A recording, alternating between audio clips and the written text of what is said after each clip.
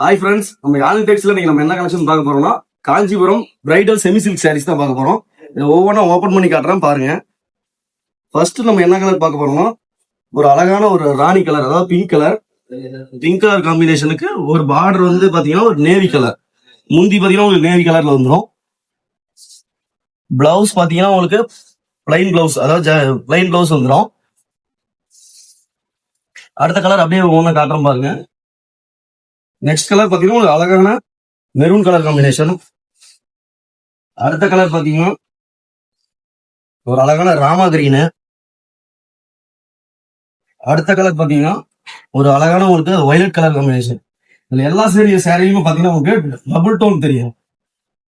அடுத்த கலர் பாத்தீங்கன்னா ஒரு சூப்பரான ரெட் கலர் காம்பினேஷன்.